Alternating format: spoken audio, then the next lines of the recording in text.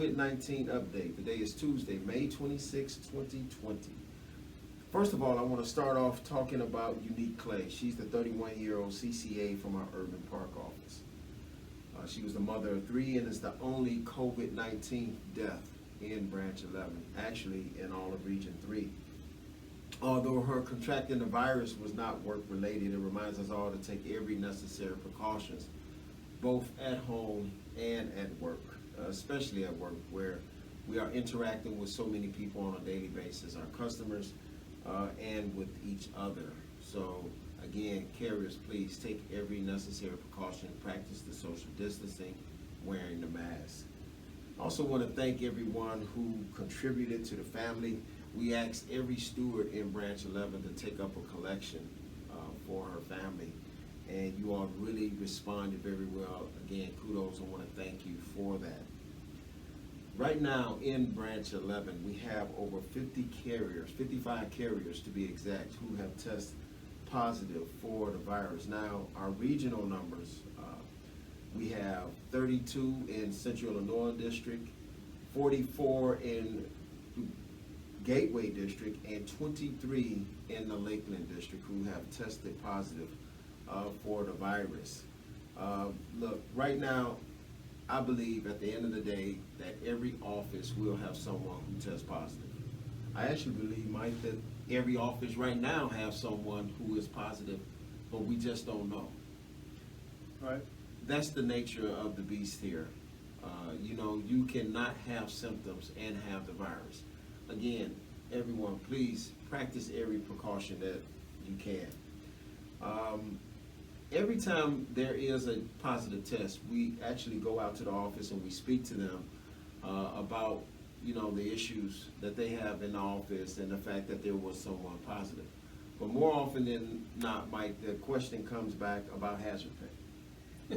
And actually, there is a bill right now that just passed the House of Representatives. Important to know that it just passed the House of Representatives, called the HEROES Act. It included much need funding for the Postal Service as well as hazard pay. Now, this hazard pay, as it is written in the House Representatives proposal, will roughly come out to $13 an hour, cap off at $10,000 in a lump sum payment. That has to go through the Senate and, of course, signed by the President. We should see more and follow that throughout over the next few weeks. In the interim, we must be legislatively active, contacting our representatives, and as always, give to the Letter Carrier Political Fund. Now, Mike is going to talk about the memos, which have all been updated, and their impact on letter carriers. Mike? Yeah, Mac, first I wanted to follow up on the death of Sister Unique Clay. Thank you for mentioning that. It was a tragedy for all of us, you know, to see one of our own members die in that way. She had just given birth, you know, 3-4 days prior to dying. It was really a tragedy for her family, and all the brothers and sisters that knew her, that worked with her at the Irving Park facility. You and I were both on hand, and it was great that you were able to organize that event we had at that park close to the release balloons, and we were able to gather all the letter carriers along with her family and stuff like that. So in these times, sometimes it's hard to do memorial services and stuff, but that was nice. That was a nice tribute to her and her memory, and she will definitely be missed by all of those that worked with her and loved her. So appreciate you doing that. Like you said, the memorandums we did get, if you look in the MRS, which is the Material Resource System at the NALC website, M number 1922 is the memorandum that extends 5 other memorandums until July 17th of 2020.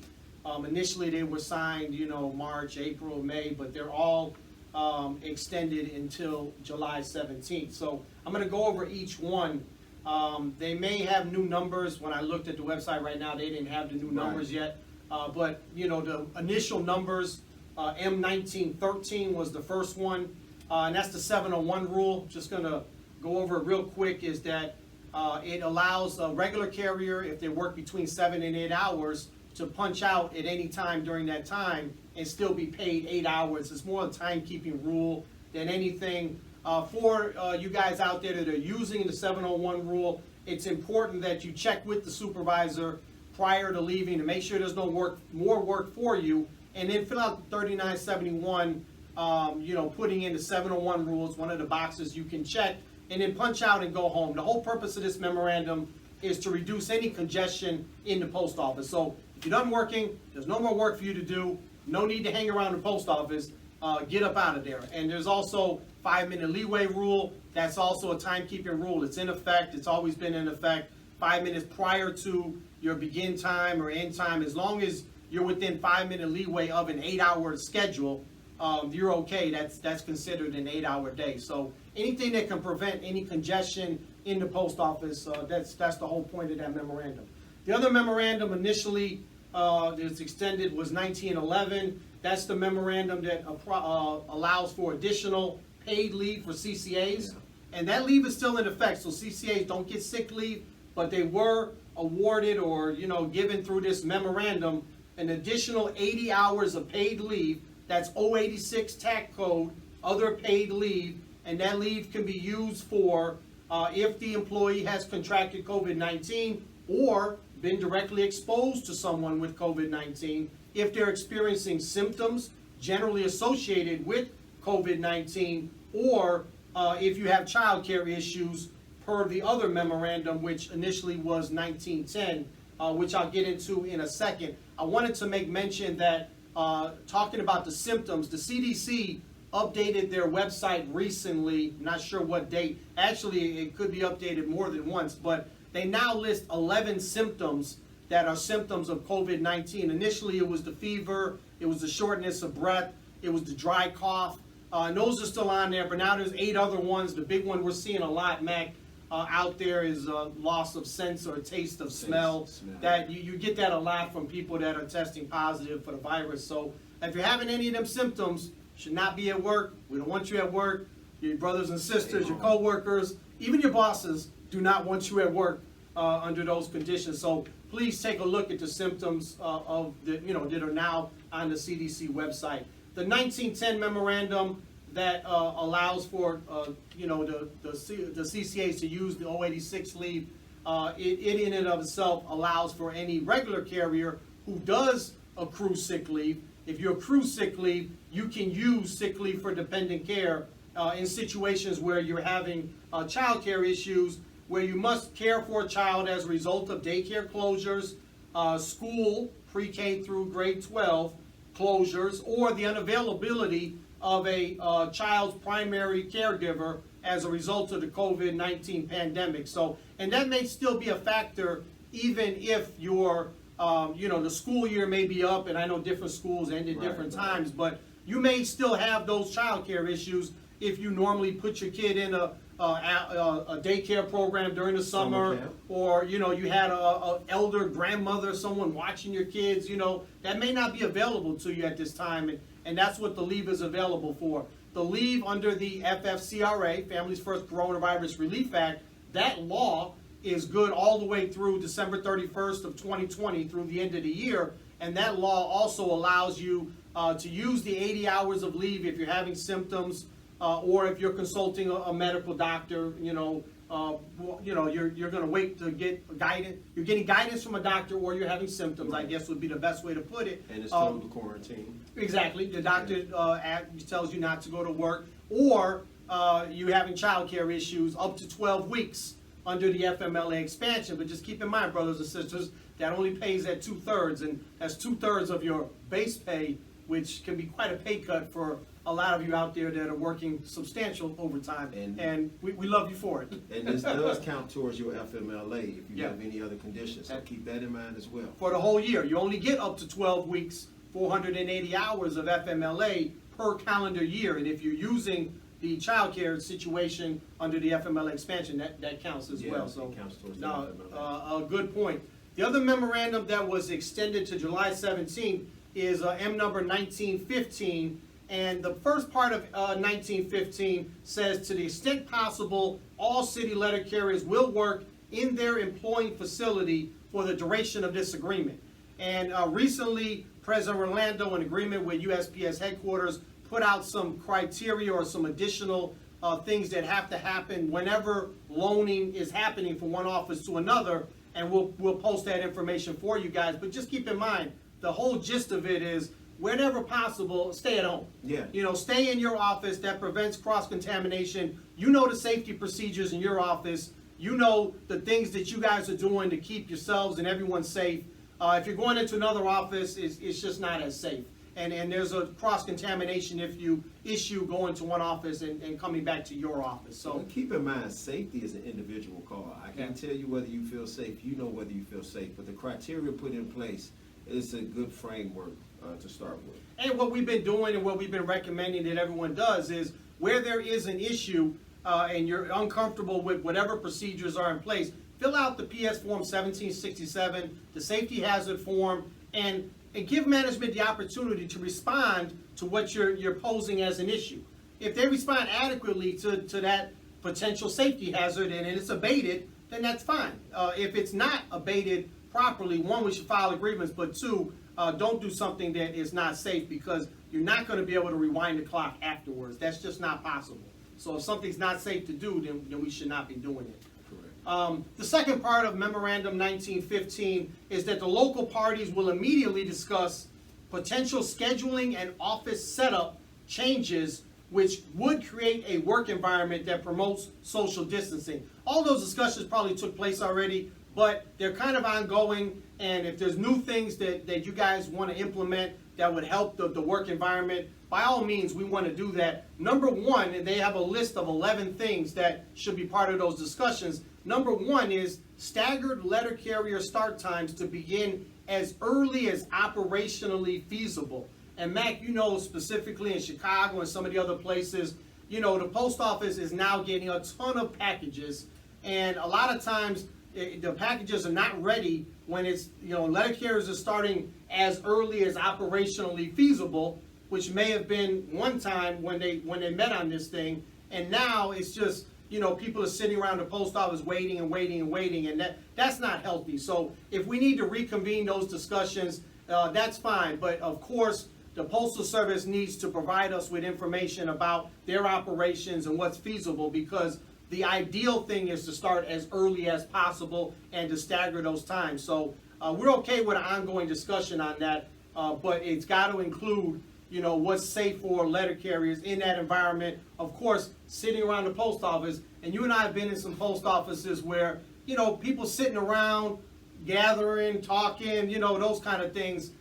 It's just not a good idea. So, and you know, we're not going to stand in the way of the post office being efficient, but, you know, parcels are the wave of the future. So we really do have to figure this thing out. The NALC and all of you guys, we want to start as early as possible. You know, most letter carriers, we can get in there 6:30, 7 o'clock. That's great. 7:30 at the latest. You know, but these discussions do have to take place, you know, regarding what's safe in a COVID environment and what's operationally feasible to get all the mail. And I think they need to be creative in some of these situations. Maybe it means, like you just said, Mike, coming in early, where as opposed to sitting around, take you out to delivery, come back and get some of the parcels. I mean, that's one of the options in the memo. Yeah, so, I mean, there's some things that we can look at. It don't have to be a one-size-fit-all approach. And it's a joint discussion, so have those discussions. Your stewards and your branch presidents should be having that ongoing discussion. These are not unilateral changes that the post office should be making without input and discussion from the members of the NALC. The other memo was 1916.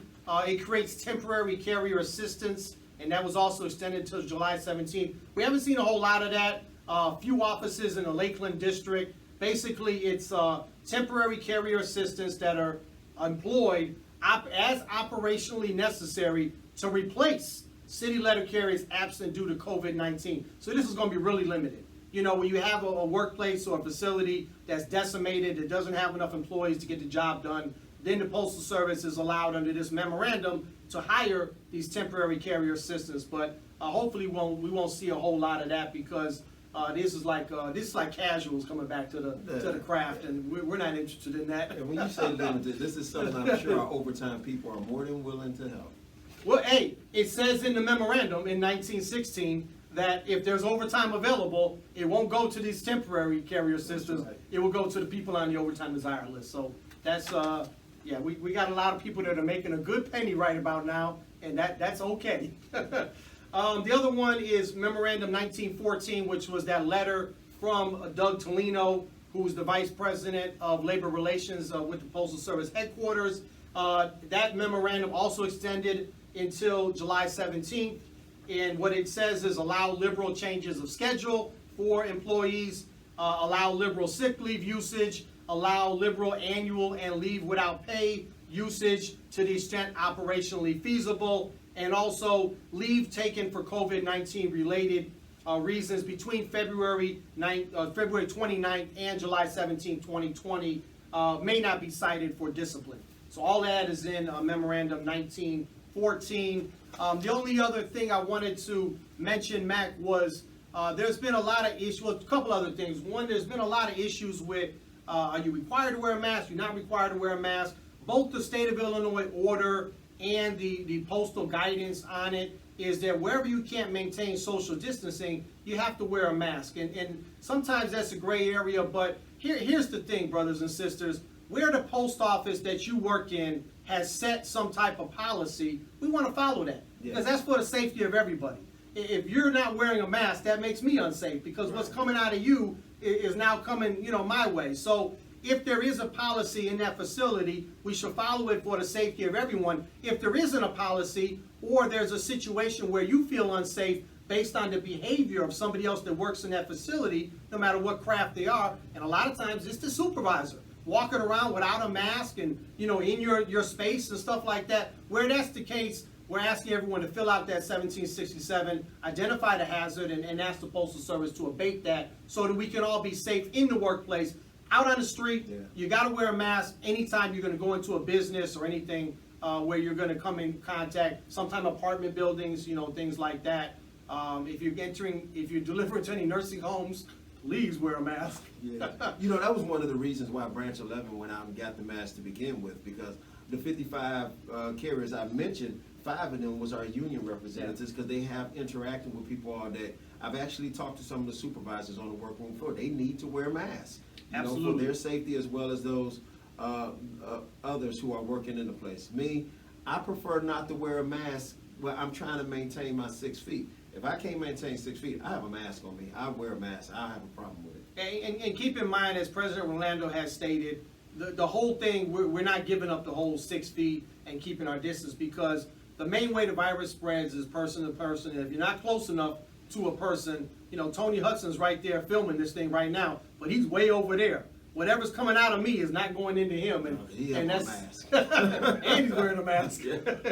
All right, brothers and sisters. The other thing is a lot of facilities we go into, somebody has tested positive in that facility, and people ask the question, well, how can I get tested? Well, you can. You can get tested now, and all of the information about where you can get tested. The Postal Service itself is not doing any testing for COVID-19, but there's like hundreds of facilities on the Illinois Department of Public Health website where you can go, and even you can go as a group. If somebody makes an appointment, call over there. Sometimes you get a number. I know in Champaign Post Office we had a couple of carriers test positive, and I think the postmaster, or maybe it was the NALC there, was able to work it out with a local testing facility. You go to the Illinois Department of Public Health website, you put in the zip code that you work in, and find out where there's a facility close by that's doing testing.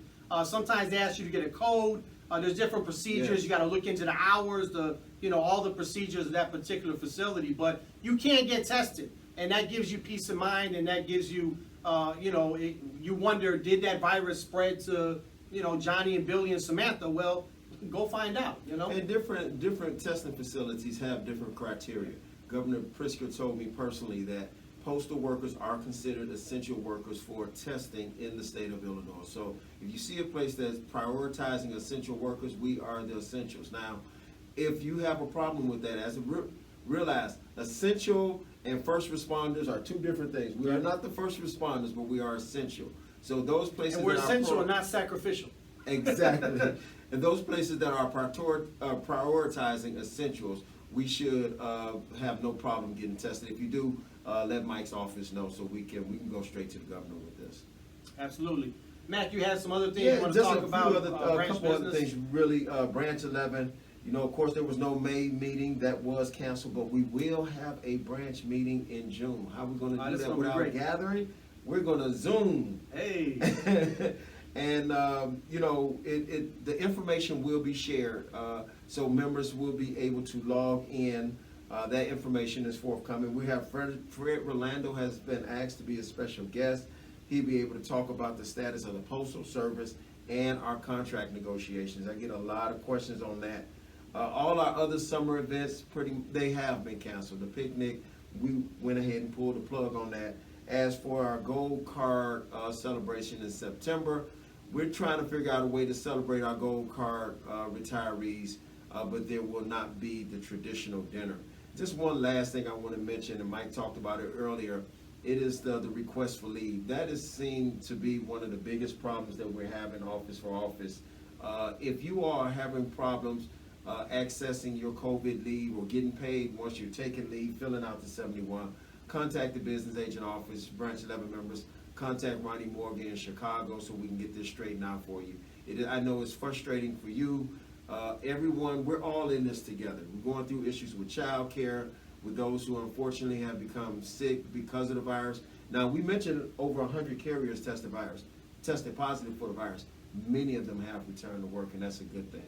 But you should not have to fight for your leave when you're off because of one of these COVID-related situations. So, yeah, that's what the leave is there for.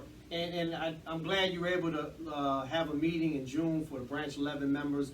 Other branches out there, check with your president and see what provisions you guys have in place.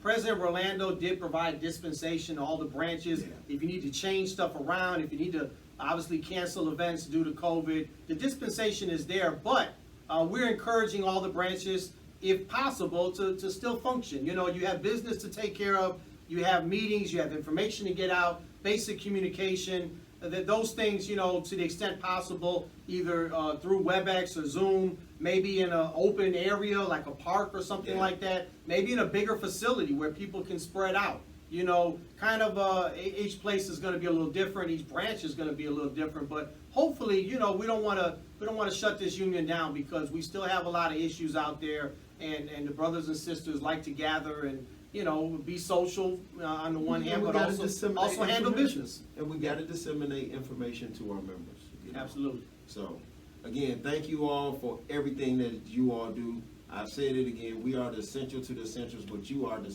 essential workers out there. God bless you. Be safe. Thank you. Stay safe, brothers and sisters. Thank you.